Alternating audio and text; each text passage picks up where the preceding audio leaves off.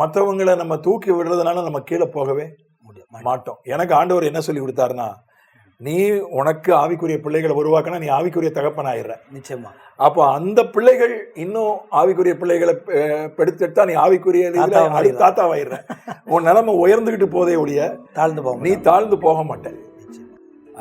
அதுக்காக நம்ம நம்ம மூலம் நடத்தப்பட்டவங்கள நம்ம அடிமையா நினைக்க கூடாது. அங்க அந்த தவறை பண்ணக்கூடாது.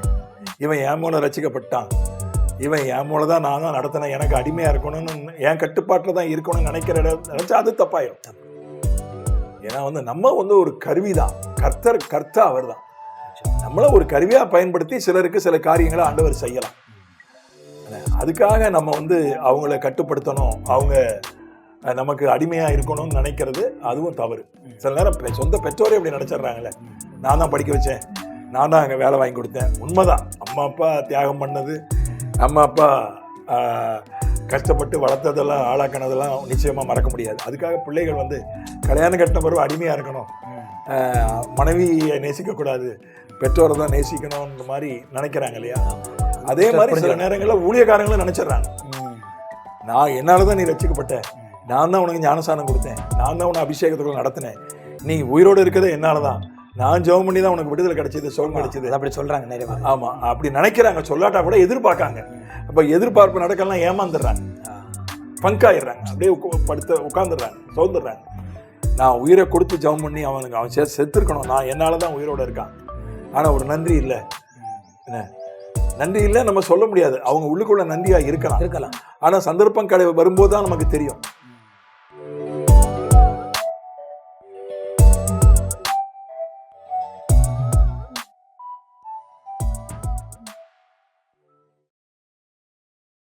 அதுக்கப்புறம் நீங்கள் ஏதோ ஒரு சபை அல்லது நீங்கள் நேரடியாக செய்யக்கூடிய ஆலங்குளம் ஊழியம் என்று இல்லாதபடி கிளை ஊழியங்களும் உங்களுக்கு இருக்கு. ஆமாம், நிறைய கிட்டத்தட்ட ஒரு 6-7 சர்ச்சு கிளை சபைகள் ஆண்டர். ஏன்னா நீங்கள் பொருளாதார ரீதியாக ரொம்ப உயர்ந்த நிலையில் இருக்கீங்கன்னு சொல்ல முடியாது. ஒரு நடுத்தர நிலையில தான் இருக்கீங்க. கர்த்தர் உங்கள் தேவையை சந்திச்சுட்டு இருக்காரு, ஒரு கௌரவமான நிலையில உங்களை வச்சிருக்காரு. ஆனாலும் இந்த நிலையில நீங்க கிளை ஊழியங்களை ஆரம்பிக்கணும்னு எப்படி உங்களுக்கு ஒரு நடத்துதல் வந்துச்சு? அதாவது எனக்கு ஆதியாம்புஸ்தல பார்க்கும்போது ஆண்டவர் மனுஷனோடு உறவாடாதற்கு போனார். ஆனால் அந்த உறவாடுதலை இருக்கக்கூடாதுன்னு சொல்லி சாத்தான் என்ன பண்ணிட்டான், சில தந்திரமான காரியம் செஞ்சு மனுஷனை பாவம் செய்ய வச்சு அந்த உறவை கட் பண்ணிட்டான். அப்போ ஆண்டவர் மனுஷனோடு உறவாடணும்னு ஆசைப்படுறார். அதுக்கப்புறம் மோசைட்ட சொல்கிறாரு, நான் ஜனங்கள்ட்ட வாசம் பண்ண ஒரு ஆசரிப்பு கூட அதை உண்டாக்குன்னு சொல்லி. அதுவும் கொஞ்ச நாள் இருந்துச்சு. அப்புறம் சவுலுடைய காலத்தில் அதுவும் போயிடுச்சு. அதுக்கு பிறகு சாலமோன். இப்படியே பைபிளை பார்க்கும்போது மனுஷர்கள் மத்தியில் வாசம் பண்ணணும் அவருக்கு ஆசை இருக்குது. வெளிப்படுத்தல் 21 அதிகாரத்தில் கூட மனிதர்கள் மத்தியில் அவர் இறங்குறாருன்னு சொல்லி நம்ம பார்க்குறோம். அப்போது அவருடைய வாசஸ்தலம் அங்கே இருக்கணும் அப்படின்னு ஆசைப்படுறதுனால அது வேற ஒரு அர்த்தத்தை குறித்தாலும் கூட என் மைண்டில் என்ன பண்ணுன்னா, அப்போது ஆண்டவர் மனிதர்கள் மத்தியில் இருக்கணும்னு ஆசைப்படுறாரு. அப்போ ஒவ்வொரு கிராமத்திலும் ஆண்டோடைய வாசஸ்தலங்கள் உண்டாக்கணும் அப்படிங்கிற ஒரு பாரம் எனக்கு வந்துச்சு. அப்போது நான் ஊழியத்துக்கு வரும்போது எனக்கு ஒரு பொருத்தம் என்னென்னா, என் பேரில் எனக்கு இடமும் இருக்கக்கூடாது, என் பேரில் எந்த வீடு இருக்கக்கூடாது, அதே மாதிரி ரொம்ப ஆடம்பரமான வாழ்க்கை நான் வாழக்கூடாது. ஏன்னா ஒரு குறிப்பிட்ட ஸ்டேஜுக்கு போனேன்னு சில ஊழியக்காரை பார்க்கவே முடியல, பேசவே முடியல. ஆனால் எனக்கு என்னென்னா, ஒன்று ஆண்டவர் இயேசு கிறிஸ்து வாழ்க்கையை பார்க்கும்போது அவர் எல்லார்ட்டையும் சகஜமாக பேசினார். ரெண்டாவது காமராஜருடைய வாழ்க்கையை நான் படிக்கும்போது அது என்னை ரொம்ப ஒரு ஊக்கப்படுத்துச்சு. அப்போ ஒரு தலைவனாக இருந்தால் எல்லார்ட்டையும் நல்லா பழகணும், எளிமையாக இருக்கணும். அப்போ ஒரு பெரிய ஆடம்பரத்தில் போய் சிக்கிடக்கூடாது, செட்டில் ஆகிடக்கூடாது. அதனால் நம்ம கையில் என்ன காசு கிடைச்சாலும் நமக்குன்னு இதை ஒன்று வாங்காமல் ஆண்டோடைய ஊழியம் சொல்லி செய்யணுங்கிறதுனால இதுவும் ஒரு பாரம் இருந்துச்சு. இப்படி ஆண்டோடைய ஆலயத்தை கட்டணும் ரெண்டுமே என்னை மிக்ஸ் ஆகும்போது கிடைக்கிற பணத்தை வச்சு சின்ன சின்ன சர்ச்சை கட்டுவோம் அப்படிங்கிறத தரிசனமாக எடுத்தேன். இதை என்னுடைய மக்களை ஷேர் பண்ணேன். எனக்கு தெரிஞ்சவங்கள்டெல்லாம் வாட்ஸ்அப்பில் ஷேர் பண்ணும்போது கடவுள் சிலர் மூலமாக எனக்கு உதவி செய்ய ஆரம்பித்தார்.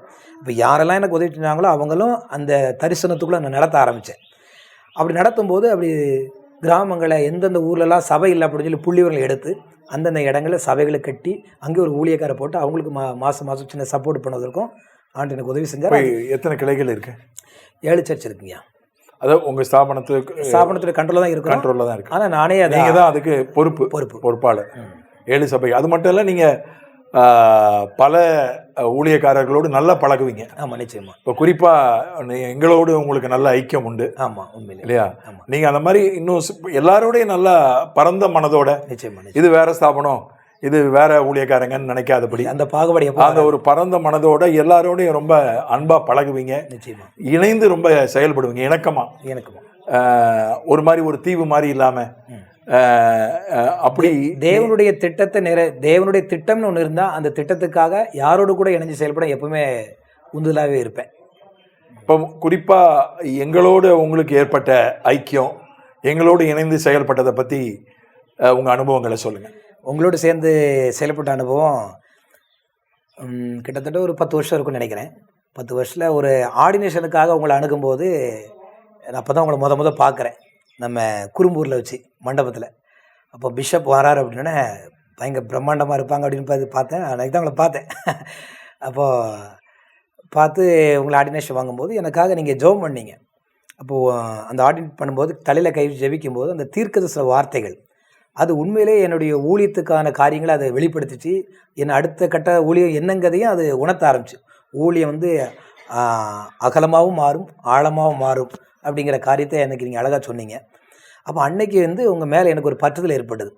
நான் பிஷப் அப்படின்னு நினச்சா ஏதோ ஒரு கோல் வச்சுட்டு பயங்கரமாக இருப்பாங்க அப்படின்னா, ஆனால் இது வந்து உண்மையிலே ஒரு பிஷப் மட்டும் கிடையாது, இவர் வந்து ஒரு ஆவிக்குரிய தகப்பன், இவர் தேவனுடைய மனுஷன் அப்படிங்கிறத நான் அன்றைக்கி அறிஞ்சிக்கிட்டேன். அதுக்கப்புறம் உங்ககிட்ட பேசணும் பழகணுங்கும் போது எனக்கு ஒரு பயம் வந்துச்சு, அவங்க பெரிய ஆட்களை எப்படி போய் பழக முடியும் அப்படின்னாலும். ஆனால் சில சூழ்நிலையில் அந்த குறும்பூரில் ஒருத்தர் பொறுப்பாக நின்று செஞ்சார். அப்புறம் அவர் அந்த இடத்த விட்டு மாறும்போது மறுபடியும் அதன் மூலமாக உங்கள்கிட்ட ஒரு தொடர்பு எனக்கு வர ஆரம்பிச்சது. பிறகு நீங்கள் நடத்தின பைபிள் காலேஜில் டீச் பண்ண விட்டீங்க. அதுக்கப்புறம் உங்கள் நல்ல நெருக்கங்கள் வரும்போது உங்களோட பல விஷயங்களை பயணித்து போக எனக்கு உதவி செஞ்சார். என்னுடைய கஷ்டங்கள் வரும்போது உங்கள்கிட்ட நான் ஷேர் பண்ணியிருக்கேன். அப்போ எந்த நேரத்தில் எந்த காரியத்தை குறித்து உங்களோட ஆலோசனை கேட்டாலும் உங்களோட ஆலோசனை கிடைக்கிது. அப்போ இவர் வந்து சாதாரண நல்ல கவுன்சிலர், நல்ல எந்த சப்ஜெக்டில் எந்த ஒரு காரியத்தில் ஊழியமாக இருக்கட்டும், குடும்பமாக இருக்கட்டும், ஃபினான்ஸில் எந்த ஒரு காரியத்திலையும் உங்கள்கிட்ட ஆலோசனை கேட்டால் ஆலோசனை கிடைக்கிது அப்படிங்கிறது எனக்கு நல்லா தெரிஞ்சுது. அதனால் நான் வாழ்க்கையில் 3 பேரை என் வாழ்க்கையில் வச்சுருக்கிறேன். அதில் உங்களே ஒரு நபராக, ஒரு நல்ல ஒரு ஆவிக்குரிய தகப்பனாக வச்சுருக்கிறேன். உண்மையிலே எனக்கு அது ரொம்ப பிரயோஜனமாக இருக்குங்க அவங்க கூட பயணிக்கிறது. வேறு எதுவும் நீங்கள் உரையாட அல்லது கேட்க விரும்புகிறீங்களா? உங்களுக்கு இந்த மாதிரி சேனல் எங்களை மாதிரி கூப்பிட்டு நடத்தணும் ஒரு எண்ணம் வந்திருக்குது. அதுக்காக நான் கடவுளுக்கு ரொம்ப நன்றி செலுத்துகிறேன். இதை மாதிரி இன்னும் நிறைய ஊழியக்காரர்கள் எடுத்திங்கன்னா எங்களுக்கெல்லாம் நிறைய நேரத்தில் இப்படி வெளியே யூடியூப்பில் பேசணுங்கிற ஒரு ஆசை இருக்கும். ஆனால் அதுக்கு பிளாட்ஃபார்ம் கிடைக்கல. சில நேரத்தில் நாங்கள் இண்டிவிஜுவலாக சில விஷயம் பண்ணாலும் அது ரொம்ப ரீச் ஆகிறேன். ஆனால் இந்த மாதிரி நிறையா இப்படி ஊழியக்காரெல்லாம் பண்ணினீங்கன்னா நல்லாயிருக்கும் அப்படின்னு ஒரு ஆதங்கம், ஆசை இருக்குது. பண்ணிட்டு இருக்கோம். அது பண்ணதனுடைய ஆரம்பமாக தான் முதல்ல நமக்கு ரொம்ப தெரிஞ்சவங்க, நம்ம கூட ரொம்ப நெருங்கிய ஐக்கியம் உள்ளவங்கள பண்ண ஆரம்பிச்சிருக்கோம். சரிங்க. ஏன்னா ஒருத்தரை பற்றி நமக்கு நல்லா தெரியணும்ல. தெரியாதவங்களை வந்து நம்ம பண்ண முடியாது. ஏன்னா அவங்க ஒரு சரியான நபராக இருக்கணும். நிச்சயமா. அவங்களுடைய ஆவி, அவங்களுடைய உபதேசம் அது ரொம்ப முக்கியம். சரிங்க. அதனால் அதை செய்கிறோம். அதனுடைய நோக்கம் என்னன்னு கேட்டால் ஆண்டவருடைய நாம மகிமைப்படணும் முதல்ல. 2வது கேட்குறவங்களுக்கு ஒரு ஆசீர்வாதமாக இருக்கணும். அது ரொம்ப, ஏன்னா ஒவ்வொருத்தர் ஒவ்வொரு சூழ்நிலையிலேருந்து வந்திருக்காங்க. அப்போ உங்களை மாதிரி சூழ்நிலையிலேருந்து வந்தவங்க அவங்கள தங்களை அதோட பொருத்தி பார்ப்பாங்க. அது அவங்களுக்கு ஒரு பெரிய அவர் நான் மந்திரவாதியுடைய பேரன், அப்போ அந்த மாதிரி குடும்பத்திலேருந்து வந்தவங்க அதை தங்களோட பொருத்தி பார்ப்பாங்க. அது அவங்களுக்கு பிரயோஜனமாக இருக்கும். இல்லை கடனில் சிக்கினவங்க உங்கள் சாட்சியோட பொருத்தி பார்ப்பாங்க. நிச்சயமா. இப்போ அந்த மாதிரி என்னதான் பிரசங்கம் பண்ணுவது என்பது ஒரு பக்கம், அது ஆண்டுடைய வசனம்னு இருந்தால் கூட, வாக்குத்தத்தம் இருந்தால் கூட, சாட்சிகள்னு ஒன்று பைபிள்லே இருக்கு. உண்மையிலே. அப்போ அந்த சாட்சிகள் ரொம்ப, உங்களுடைய சாட்சிகள் என்னுடைய ஆலோசனைக்காரர் 119ஆம் சங்கீதத்தில் சொல்கிறான். ஸோ அதனால அந்த இது ஒரு சாட்சிகளை ஜனங்கள் முன்னால் நம்மளால முடிஞ்ச உடனே வைக்கணும். ஒன்று, அது ஒரு காரணம். முக்கியமாக இப்படி எடுக்கணும் அப்படின்றதுக்கு ஒரு தூண்டுகோல் தம்பி ஜோசப் கிங்ஸ்லி தான். அவர் தான் இந்த சேனலுடைய அட்மின். நான் வந்து தினமும் நான் பாட்டுக்கு பிரசங்கம் பண்ணிட்டு வசனத்தை பேசிட்டு போயிட்டே இருக்கிற ஆளு தான். இதில் ரொம்ப மீடியாவில் ரொம்ப மனதை செலுத்தலை. இப்போ அவர் தான் இந்த மாதிரி அவருக்கு ஒரு வாஞ்ச ஒரு உரையாடல் மாதிரி வைக்கணும். அப்போ நம்ம அப்போ அப்படி செய்யலாம் அப்படின்னு தான் இதை ஆரம்பித்து செஞ்சிட்டு இருக்கிறோம் ஆண்டவருடைய கிருபையால். இன்னொன்று, மற்றவங்களுக்கு நம்ம வந்து எவ்வளோ உற்சாகத்தை கொடுக்க முடியுமோ, மற்றவங்களை ஊழியக்காரர்கள் தானே இல்லை, மற்றவங்களை நம்ம உற்சாகப்படுத்தணும். ஏன்னா பொதுவாக என்ன நினைக்கிறாங்கன்னா தொழில் ரகசியத்தை வெளியே சொல்லக்கூடாது. ஆமாம், நிச்சயமா. அது எனக்கு நிறைய பேர் சொன்னது அதான். முக்கியமானதை சொல்லிடக்கூடாது, எல்லாத்தையும் சொல்லலாம். இந்த வர்ம கலையில் அந்த ஆசான் என்ன பண்ணுவாராம், எல்லாத்தையும் சொல்லி கொடுத்துருவாங்க. அந்த முக்கியமான அந்த கலையை, அந்த முக்கியமான உச்சக்கட்டத்தை சொல்லிக் கொடுக்க மாட்டாராம். தாம் பிள்ளைகளுக்கு தான் சொல்லிக் கொடுப்பாராம். அல்லது ரொம்ப அவருக்கு வேண்டப்பட்டவங்க ரொம்ப அது வந்து சீடர்களுக்கு சொல்லிக் கொடுக்கறது ரொம்ப கஷ்டம். நம்பிக்கை வரணும், இவனுக்கு சொல்லி கொடுக்கலாம். அந்த மாதிரி நிறைய பேர், நிறைய கலைகள் அழிஞ்சு போச்சு. ஏன்னா அதை ரகசியமாக வச்சு அதில் கலைகள் அழிஞ்சு போச்சு. நிறைய இப்போ சித்த வைத்தியம் போன்ற வைத்தியங்கள் அழிஞ்சு போச்சுன்னு சொல்கிறாங்க. இப்படி ஒரு கருத்து இருக்கு. ஏன்னா அவங்க வந்து அதை எழுதி வச்சது கூட ஓலைச்சுவடியில் அவங்க வந்து அதை ஒரு சங்கேத பாஷையில் எழுதிட்டாங்க, கோடு லாங்குவேஜில் எழுதிட்டாங்க. அது யாருக்கும் புரியாது. அது அவங்க குடும்பத்தாருக்கு தான் புரியும், அல்லது அவங்களுக்கு வேண்டப்பட்டவங்களுக்கு தான் புரியும். அது அவங்கெல்லாம் அதை வெளியே சொல்லாதனால அந்த ஓலைச்சுவடிகள் இருந்தால் கூட அதுக்கு அர்த்தம் கண்டுபிடிக்க முடியாது. அது மாதிரி நிறைய நல்ல விஷயங்கள் அழிஞ்சு போச்சு, நிறைய கலைகள் அழிஞ்சு போச்சு. நான் வந்து ஊழியத்தில் ஆரம்ப கட்டங்களில் நிறைய பேர் எனக்கு ஆசீர்வாதமாக இருந்திருக்காங்க, நிறைய பேர் எனக்கு கற்றுக் கொடுத்துருக்காங்க, ஆலோசனை சொல்லியிருக்காங்க. அவங்களுக்கு என்றைக்கு நான் கடன் பட்டிருக்கேன். ஆனால் சில விஷயங்களை யாருமே சொல்லிக் கொடுக்கல. சில விஷயங்களை வந்து அவங்க என்ன நினைக்கிறாங்கன்னா, அப்புறம் நானே தான் உருண்டு பிறண்டு. இப்போ இந்த ஆர்டினேஷன் மாதிரி காரியங்கள்லாம் நாங்கள் ரொம்ப எளிமையாக அதை கொடுக்குறோம். எளிமையாக அது வந்து ரொம்ப குறைந்த செலவில், சில நேரங்களில் அது கூட முடியலைன்னா கூட பரவாயில்லன்னு இலவசமாக கொடுக்குறோம். அது வந்து ஆனால் எங்கள் காலத்தில் அது வந்து கிட்டத்தட்ட எவ்வளோ செலவு பண்ணால் கூட கொடுக்க மாட்டாங்க. அது வந்து நாங்கள்லாம் பல 1000 கிலோமீட்டர் தூரம் போய் பெரிய தொகையை செலவு பண்ணி பல வருஷம் அலைஞ்சு திரிஞ்சு அதை என்னமோ அதை நாங்கள் எங்களுக்கு கிடச்சிது. அதனால் மற்றவங்களுக்கு அப்படி கஷ்டம், அதனால் நாங்கள் நிறையா கஷ்டப்பட்டோம். இந்த ஆர்டினேஷன் இல்லாததுனால போலீஸ் பிரச்சனை வரும்போது, வேண்டாதவங்க சுவிசேஷ விரோதிகள் போலீஸ்க்கு போகும்போது, அப்போ ஒரு சான்றிதழ் நம்மக்கிட்ட இல்லை, அந்த மாதிரி பிரச்சனைகள். அது மாதிரி முழு நேரமாக போய் பைபிள் காலேஜில் படிக்கக்கூடிய வாய்ப்பு கிடைக்காதவங்களுக்கு அந்த பைபிள் காலேஜ் சான்றிதழ் வேணும். அல்லது ஒரு கரஸ்பாண்டன்ஸ்லேயே ஒரு பகுதி நேரத்தில் படிக்க வாய்ப்பு இல்லை, நேரம் இல்லை, அவங்களுக்கு சான்றிதழ் கிடைக்க ஏதாவது ஒரு ஏற்பாடு செய்யணும். அறிவு இருக்குது அவங்களுக்கு, வேத அறிவு இருக்குது, ஊழிய அறிவு இருக்குது. ஆனால் அவங்களுக்கு கையில் சான்றிதழ் இல்லை, படிக்க அவங்களுக்கு வாய்ப்பு இல்லை, நேரம் இல்லை. அப்போ அதெல்லாம் சிந்திச்சு என்ன முடிவு செஞ்சோம்னா, நம்ம மற்றவங்களுக்கு எளிமையாக இதெல்லாம் கொடுக்கணும், இந்த ஆர்டினேஷன், இந்த பைபிள் காலேஜ் சான்றிதழ்லாம் கொடுக்கணும் அப்படின்னு யோசித்தோம். பலர் வந்து எங்களை சத்தம் போட்டாங்க. நாங்கள் வந்து பல பாஸ்டர்கள் ஐக்கியத்தை தான் முதல்ல அணுகணும். முதல்ல வந்து அவங்களுக்கு ஒரு நாள் பயிற்சி நடத்தணும் ஊழியக்காரங்களுக்கு. உங்கள் சபையில் கூட ஒரு நாள் அந்த பயிற்சி நடத்தி ஒரு ஆடிட்டர், ஒரு வக்கீல், சில நேரங்களில் சில ஊர்களில் ஒரு கம்ப்யூட்டர் நிபுணர் வருவார், சில ஊர்களில் ஒரு மியூசிக் நிபுணர், மைக் செட்டை பற்றிய நிபுணர் வருவார். அவங்க இதெல்லாம் சொல்லி கொடுப்பாங்க.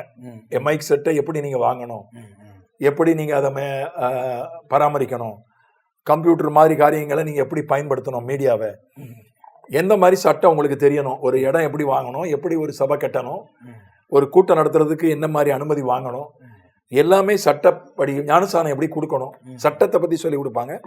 எப்படி ஸ்தாபனத்தை பதிவு பண்ணணும். சரி, இப்போ அந்த காலத்தில் நான் ஊழியத்துக்கு வந்த புதுசில் ஸ்தாபனத்தை பதிவு பண்ணுறதுன்றது ஒரு பெரிய பதிவு பெற்ற ஸ்தாபனம். நாங்கள் வந்து பதிவு பண்ணுறதுக்கு ஆண்டவர் கிருபையாக பல சூழ்நிலைகள், பல நபர்களை தந்தார், தேவையும் தந்தார். அப்போ நிறைய செலவும் ஆச்சு. இப்போ நாங்கள் குறைஞ்ச செலவில் இலவசமாக, அது இலவசமாக இல்லை, குறைஞ்ச செலவில் அந்த அவங்களுக்கு அந்த ஆஃபீஸுக்கு ஆகிற செலவில் மட்டும் வக்கீல் கட்டணமோ மற்ற கட்டணமோ இல்லாமல் செஞ்சு கொடுக்குறோம், கைட் பண்ணி செஞ்சு கொடுக்குறோம் பதிவெல்லாம். சரிங்க. அப்போல்லாம் அது வந்து பதிவு பெற்ற ஸ்தாபனமா, அது ரொம்ப பெரிய ஆச்சரியமா, ரிஜிஸ்டர்டு அப்படின்னு பெரிய ஊழியக்காரங்களே வந்து ஆச்சரியமாக கேட்பாங்க, நீங்கள் ரிஜிஸ்டர்டு ஸ்தாபனமா? ஏன்னா அப்போ எனக்கு வந்து 1989 எங்கள் ஊழியத்தை நாங்கள் பதிவு பண்ணோம், முதல் பதிவு. சரிங்க. அப்போ வந்து எனக்கு வயசு 24. சரி. அப்போ நான் தனி ஊழியம் ஆரம்பிச்சிட்டேன். 3 ஆண்டுகள் ஒரு சபையில் அசிஸ்டன்ட் பாஸ்டரா இருந்து தனி ஊழியம் ஆரம்பிச்சிட்டேன். அப்போ வந்து அவங்க ஆச்சரியமாக வந்து கேட்பாங்க, ரிஜிஸ்டர்டா, நீங்கள் ரிஜிஸ்டர்டா அப்படின்னு. அது ஒரு பெரிய விஷயமா படித்தவங்க பெரிய ஊழியக்காரங்களே கேட்பாங்க, இண்டிபெண்டன்ட் ஊழியக்காரங்க கேட்பாங்க. ஸ்தாபனத்தில் இருக்கிறவங்களுக்கு அந்த பிரச்சனை இல்லை, ஸ்தாபனத்தினுடைய கிளை. அப்போ நான் என்ன முடிவு பண்ணேன்னா, நான் எதையெல்லாம் கஷ்டப்பட்டு பெற்றேனோ அதெல்லாம் மற்றவங்களுக்கு எளிமையாக, இலவசமாக, அல்லது எளிமையாக அல்லது குறைந்த செலவில் அவங்களுக்கு கொடுக்கணும். அப்படின்னு பெரிய பெரிய அந்த ஒரு நாள் பயிற்சி கொடுப்போம். அப்போ அதை வந்து பெரிய பாஸ்டர் ஐக்கியங்களை அணுகின போது பெரிய பாஸ்டர்ஸ்லாம் அன்றைக்கு இருந்த பல பெரிய பாஸ்டர்கள் என்ன சொன்னாங்க, பாஸ்டர் இதெல்லாம் நம்ம அவங்களுக்கு சொல்லிக் கொடுக்கக்கூடாது, அவங்க இதெல்லாம் தெரிஞ்சா நம்மளை மதிக்க மாட்டாங்க, நமக்கு கீழே அடங்கி இருக்க மாட்டாங்க, இதெல்லாம் தெரியாத வரைக்கும் தான் நம்மளை மதிப்பான், நமக்கு கீழே அடங்கி இருப்பான், அவனுக்கு இதெல்லாம் சொல்லி கொடுத்தா நம்மளை மதிக்க மாட்டான் அப்படின்னு அவங்க. ஆனா நான் வந்து இதுக்கான ஒரு அமைப்பை வந்து நாம வந்து 2009ஆம் ஆண்டு தான் ஆரம்பிச்சோம். முறைப்படி அரசாங்கத்துல பதிவு பண்ணி ஒரு டயசிஸ், ஒரு அக்ரெடிஷன் போர்டு, இதெல்லாம் அரசாங்கத்துல பதிவு பண்ணி ஆரம்பிச்சது 2009 தான். ஆனா அதுக்கு முன்னாலே தனிப்பட்ட விதத்துல நான் எவ்வளவோ பேருக்கு ஸ்தாபனங்களை பதிவு பண்ணி கொடுத்துருக்கேன். ஆனா வேதாகம கல்லூரி அப்பயே ஆரம்பிச்சிட்டோம். 91 மாலை நேர வேதாகம கல்லூரி தாம்பரத்துல ஆரம்பிச்சோம். ஆனா அதுல படிச்சாங்க. அப்ப அதெல்லாம் செய்தோம். அதனால பவுல் சொன்ன மாதிரி அப்போஸ்தலர் 20ஆம் அதிகாரத்துல நான் வந்து எனக்கு பிரயோஜனமான எதையுமே நான் மறைக்கல, அதனால உங்க ரத்தப்பழி என் மேல இல்ல வராது. அதே மாதிரி நான் தேவனுடைய ஆலோசனை ஒன்றையும் மறைக்கவில்லை. ஒரு அது மாதிரி ஒரு வரங்களை பெற்றுக்கொள்வது அப்படின்றதுலாம் அது வந்து என்ன எங்களுக்கு சொல்லி கொடுத்தா, நீ 40 நாள் உபவாசி ஜபிச்சாதான் உனக்கு வரம் கிடைக்கும் அப்படிதான் சொல்லி கொடுப்பாங்க. என்ன அதை மட்டும் இல்ல, நீ வந்து சும்மாலாம் வரம் கிடைக்காது, எல்லாருக்கெல்லாம் கிடைக்காது, அதெல்லாம் தெரிந்து கொள்ளப்பட்டவர்கள், ரொம்ப விசேஷமானவர்கள், லட்சத்துல ஒருத்தர், கோடியில ஒருத்தர், அவங்களுக்கு தான் வரம் கிடைக்கும் அப்படிதான் எங்களுக்கு சொல்லி கொடுத்தாங்க. அப்ப நாங்கெல்லாம் அதை கஷ்டம் நினைச்சுக்கிட்டு அதுக்காக பயங்கரமா உபவாசம் இருந்து ஜெபம் பண்ணி, உபவாசத்துல நீ ஜெபம் ஊழியம் செய்யணும், இல்லைன்னா உனக்கு அற்புதம் நடக்காது உன் ஊழியம். நானும் ஆதி காலத்துல நான் 13 வயசுல மேடை ஏறிட்டேன். 9வது படிக்கும் போதே மேடையில பிரசங்கம் பண்ணக்கூடிய ஒரு கிருபை எனக்கு உண்டாயிடுச்சு, சூழ்நிலைகள் உண்டாயிடுச்சு. நான் முன்னெல்லாம் ஊழியத்துக்கு போனா 3 நாள் ஊழியம்னா கூட 3 நாள் சாப்பிட மாட்டேன். உபவாசத்திலே தான் பிரயாணம் பண்றது, உபவாசத்துல தான் அந்த கடைசி பிரசங்கத்தை முடிச்சுட்டு தான் சாப்பிடுறது. அப்படியே தான், அதனாலதான் வயிறே கெட்டு போச்சு. வயிற்றுல பலவீனம் வந்ததுன்னு காரணமே அதான். ஏன்னா அப்படி ஒரு அதை கஷ்டமாக்கி வச்சிருந்தாங்க. வேதம் சொல்லுது, வரங்களை விரும்புங்கள், அந்நிய பாஷையில் பேசுகிறவன் அந்த அர்த்தத்தையும் சொல்லத்தக்கதாக விண்ணப்பம், அதை விரும்பு, ஜெபம் பண்ணு. அதை சில வரங்களை உங்களுக்கு கொடுக்கும்படியாக ரோமர் 1 பவுல் சொல்றான். 2 தீமோத்தேயு 1 பவுல் சொல்றான், உன் மீது நான் கை வைத்த போது உனக்கு உண்டான தேவ வரத்தை அனல் மூட்டி எழுப்பு. இப்ப தேவ மனிதர்கள் கைகளை வைக்கும் போது வரம் உண்டாகுது. நிச்சயமா அதுக்காக தேவ மனிதர்களுக்கு நான் நன்றி கடன் பட்டிருக்கேன். சகோன் டிஜிஎஸ் தினகரன் அவர்கள், ரெவரன் அகஸ்டின் ஜெபக்குமார் அவர்கள் தான் தலையில கை வச்சு எனக்கு பல தடவை ஜெபிச்சிருக்கிறாங்க. அதனால அவங்களுக்குள்ள இருந்த சில கிருபைகள் கொஞ்சம் எனக்குள்ள இறங்கியிருக்கு. அது நான் வந்து அதை நான் உணர்றேன். அதனால நானும் என்ன நினைச்சேன்னா, எவ்வளவு வரங்களை மற்றவர்களுக்கு மரங்களுக்குள்ள நடத்தணும், மற்றவங்களை இந்த காரியங்கள், ஆர்டினேஷன், இறையியல் சான்றிதழ் பெறுகிற காரியம், இதுக்குள்ள சட்ட வழி நடத்துதல், அந்த மாதிரிலாம் அவங்கள நம்ம வழி நடத்தணும். சரி, ஏன்னா ஊழியக்காரங்க நல்லா ஊழியம் செய்யறாங்க, சட்டத்தை பத்தி அவங்களுக்கு வெளிப்படையும் இல்லை. போலீஸ் ஸ்டேஷன்னா பயப்படுறாங்க, போலீஸ் ஸ்டேஷன் போறதுக்கே பயப்படுறாங்க. அதனால இப்போ வந்து இப்போ நான் என்னை பேராயரா வச்சிருக்கிறதுக்கு ஒரு காரணம்னா, இந்த மனுஷன் தைரியமா போலீஸ் ஸ்டேஷன் போவான். ஏன்னா என்னை விட பெரியவங்களா இருக்காங்க இந்த பேராயத்துல, என்னை விட பெரியவங்க, உலக புகழ் பெற்ற ஊழியக்காரங்க, பொருளாதாரத்துல பல மடங்கு பெரியவங்க, வயசுல அனுபவத்துல பெரியவங்களாம் நம்ம பேராயத்துல இருக்காங்க. அவங்களாம் என்ன சொன்னாங்க, இவன் இந்த ஆளு தான் தைரியமா போலீஸ் ஸ்டேஷன் போவான், இந்த ஆளு கோர்ட்டுக்கு தைரியமா போவான், எதனாலும் ஃபேஸ் பண்ணுவாங்க. அதனால இந்த மாதிரி ஆளு தான் நமக்கு தேவை, அதனால இவர் இருக்கட்டும் அப்படின்னு தான் வச்சாங்க. சரிங்க, இது ஏன்னா இது நம்மளது வந்து ஒரு டீம் ஒர்க்கு தான். அதனால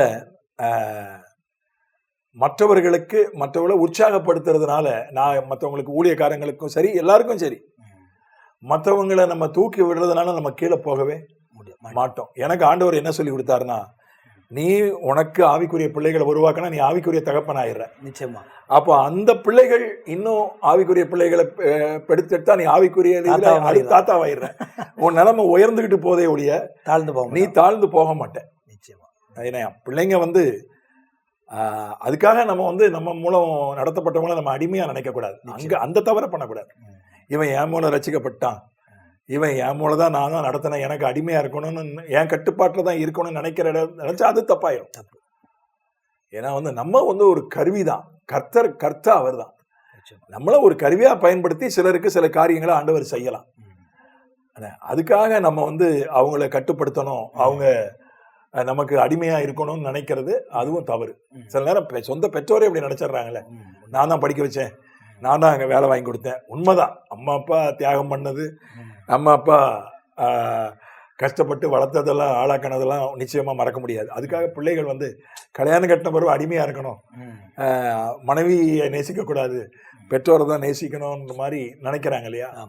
அதே மாதிரி சில நேரங்களில் ஊழியக்காரங்களும் நினைச்சிடறாங்க, நான் என்னாலதான் நீ ரட்சிக்கப்பட்ட, நான் தான் உனக்கு ஞானசானம் கொடுத்தேன், நான் தான் உன்னை அபிஷேகத்துக்குள்ள நடத்தினேன், நீ உயிரோடு இருக்கிறதே என்னாலதான், நான் ஜெபம் பண்ணி தான் உனக்கு விடுதலை கிடைச்சது, சுகம் கிடைச்சது, அப்படி சொல்றாங்க நிறைய பேர். ஆமா, அப்படி நினைக்கிறாங்க. சொல்லாட்டா கூட எதிர்பார்க்காங்க.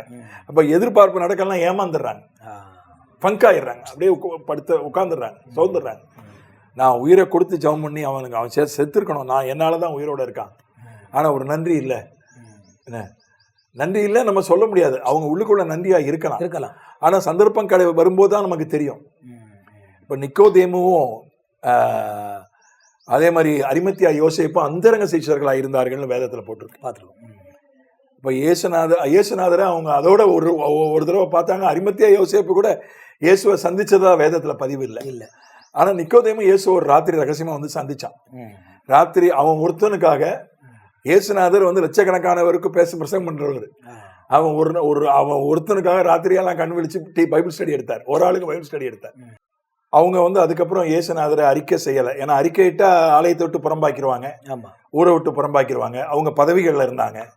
அப்போ நிச்சயமா வேற ஒருத்தர் அந்த இடத்துல இருந்தா நிச்சயமா வேதனைப்பட்டிருப்பாங்க. அட்லீஸ்ட் அவரை கைது பண்ணும்போது கூட வந்து அவங்க உதவி செய்யல, அவரை சிலுவையில் அறையிற வரைக்கும் உதவி செய்யல. ஆனா எப்போ வந்து உதவி பண்ணாங்க, அநாத பணமா தான் இருக்காரு அவர் கிட்டத்தட்ட. அந்த வார்த்தையை சொல்றது யாரும் தப்பா எடுத்துக்காதீங்க. ஆண்டவர் வந்து இப்போ வந்து எல்லாம் பெண்கள் மட்டும் தான் இருக்காங்க, ஆண்கள்லாம் ஓடிட்டாங்க. ஏன்னா அவங்களையும் கைது பண்ணி அவங்களையும் கொன்னுருவாங்கன்னு பயந்து ஓடிட்டாங்க. இப்போ இயேசுநாதரை அடக்கம் பண்ண யாரும் இல்லை. இப்போ வந்து அந்த நேரத்துல தான் இந்த அரிமத்தியா யோசேப்பு இந்த நிக்கோதேமு, அரிமத்தியா யோசேப்பு தான் போய் பிலாத்துக்கிட்ட அனுமதி வாங்கினான் அரசாங்கத்துக்கிட்ட அடக்கம் பண்றதுக்கு. தன்னுடைய சொந்த கல்லறையில கொண்டு போய் அப்படி வைக்க மாட்டாங்க. ஒரு கல்லறைன்றது அவங்க குடும்பத்துக்கானது தான், யூதா பாரம்பரியம். அந்த குடும்பத்தார் மட்டும் தான் வைப்பாங்க. புதிய கல்லறை, தன்னுடைய குடும்பத்துக்காக வெட்டப்பட்ட கல்லறை, அதுல கொண்டு இயேசு வைக்கிறான். அவன் நிக்கோதேமு அவன் வாங்கின அந்த வாசனை திரவியத்தை நீங்க கணக்கு போட்டு பார்த்தா லட்சக்கணக்கில் வருது. இயேசுநாதருடைய அடக்கம் எப்படி நடந்துச்சுன்னா ஒரு ராஜாவின் அடக்கம் மாதிரி நடந்துச்சு. அவர் மரித்த போது ஐஸ்வர்யவான்களோடு இருந்தாருன்னு போட்டிருக்கு. அவர் ஒரு ஐஸ்வர்யவானுடைய அடக்கம் மாதிரி நடந்துச்சு, ஏன்னா அப்ப வெளியே வந்துட்டாங்க. அதனால இப்போ வந்து நாம வந்து மற்றவங்களுக்கு எவ்வளவு அவங்கள உற்சாகப்படுத்தணுமோ, எவ்வளவு கற்றுக் கொடுக்கணுமோ, எவ்வளவு தூக்கி விடணுமோ அவங்க அதை செய்யணும். ஊழியத்துல மட்டும்தான் இல்லை, ஆவிக்குரிய காரியத்தில் எல்லாத்துலேயுமே, தொழிலில், வேலையில, படிப்புல, பிற காரியங்கள்ல அது ஒரு நாள் வீணா போகாது. கர்த்தர் அதுக்கு நமக்கு உதவி பலன் கொடுப்பார். அவங்களும் வந்து சிலர் வேணா அப்படி நம்மளை மறந்து போகலாம். சிலர் வந்து நன்மைக்கு தீமை செய்யறவங்க இருக்காங்க. அது வந்து ஏதாவது ஒரு 100 அல்லது 1000 ஒருத்தர் தான், ஒரு யூதாஸ் தான். என்ன சிலர் வந்து நன்றி மறக்கலாம். 10 குஷ்டரோகியில 9 குஷ்டரோகி வரல, அவன் அப்போதைக்கு வரலையே தவிர பின்னால நிச்சயமா அவன் அதுக்கப்புறம் என்ன ஆச்சுன்னு தெரியல. பின்னால ஆண்டவரை அவன் வந்து ஏற்றுக்கொள்ளாமலா இருந்திருப்பான். அதுக்கு பின்னால என்ன நடந்தா உடனே அவன் வந்து ஆண்டவருக்கு வந்து நன்றி செலுத்தல. சிலர் அப்படி இந்த 9 குஷ்டரோகிகள் போல இருக்கலாம். சிலர் இந்த கஷ்ட நேரத்துல ஓடி போயிடலாம், நமக்கு அந்த கஷ்டம் வந்துருமோ அப்படின்னு ஓடி போயிடலாம். அதனால நம்ம சோர்ந்து போகக்கூடாது. நான் ஒரு கருத்தை உங்களுக்கு, இப்போ உங்களை உற்சாகப்படுத்தினதுல எனக்கும் ஒரு சின்ன பங்கு இருக்குன்னு நான் நினைக்கிறேன். நிச்சயமா. அதனால வந்து அதனால நான் ஒன்றும் கீழே போயிடல, இல்லை என்னுடைய மதிப்பு குறைஞ்சு போயிடல, இல்லை என்ன. அதனால நீங்க வந்து என்னை பத்தி உங்களுக்கு ஒரு அன்பும் மதிப்பும் கூடி இருக்க தவிர நமக்கு இவ்வளவு உற்சாகத்தை கொடுத்தாருன்னு அவருக்கு தெரியுது எனக்கு தான் தெரியும்னு நீங்க ஒரு நாள் நினைக்கல. அப்படி யாரும் நினைக்கவும் மாட்டாங்க இல்லையா? இப்போ ஊக்கப்படுத்தலுங்கிறது வந்து அது ஒரு ஊழியம் தானேங்கய்யா. ஒருத்தர் தட்டி எழுப்பி அவங்கள அடுத்த லெவலுக்கு நம்ம வளர்த்து கொண்டு போகிறது அது ஒரு பெரிய ஊழியம் தான். ஆமா, பர்னபா வந்து இல்லைன்னா பவுலே கிடையாது. இல்லை இல்லை இல்லையா? பர்னபா தான் பவுலையே உருவாக்கணும். ஆரம்பத்தில் பர்னபாவல் தான் இருக்கும். அதுக்கப்புறம் குறிப்பிட்ட இடத்துக்கு போது மாறியது, அப்பவும் வருத்தப்படலை. ஆமா, அதனால அதுதான் என்னுடைய ஒரு நான் அதை தான் நம்புறேன், அதை தான் நான் கடைபிடிக்கிறேன். அதனால தான் இது வந்து நானே வந்துட்டு இருக்கிறேன் யூடியூப்ல. அதனால மாதிரி நம்முடைய ஆவிக்குரிய சகோதரர்கள் பிள்ளைகளும் வந்தா அவங்களுடைய சாட்சிகளும் அவங்களுடைய அனுபவங்களும் மக்களுக்கு ஆசீர்வாதமாகட்டும் என்கிற நோக்கத்தில் இதை செஞ்சோம். சரிங்க. நீங்க இவ்வளவு பிரயாசப்பட்டு வந்து பங்கெடுத்ததற்கு உங்களுக்கு நன்றி. ஆண்டவர் உங்களையும் உங்கள் மனைவியையும் அந்த நீங்க வளர்த்த பிள்ளைகளையும் சேர்த்தா 5 பேர் இல்லையா? 5 பேர். ஆமா, அப்படி பார்த்தா 3 மகள்கள் 2 மகன்கள். ஆமா ஆமா, இப்படி 7 கிளை சபைகள். ஆமா, உங்களுடைய 5000 ஸ்தாபனம் எல்லாவற்றையும் ஆண்டவர், நீங்க ஏபிசிடி எங்க பிசிஐக்கும் ஒரு பெரிய உதவியா அதுலேயும் அந்த டீம்லையும் இருக்கீங்க. அதற்காகவும் நாங்கள் ஆண்டவரை துதிக்கிறோம். ஆண்டவர் தாமே இந்த நிகழ்ச்சியை அநேக ஆயிரங்களுக்கு ஆசீர்வாதமாய் மாற்றி கொடுப்பாராக. கர்த்தருக்கு ஸ்தோத்திரம். நீங்கள் வந்ததற்காக ரொம்ப நன்றி. நன்றி.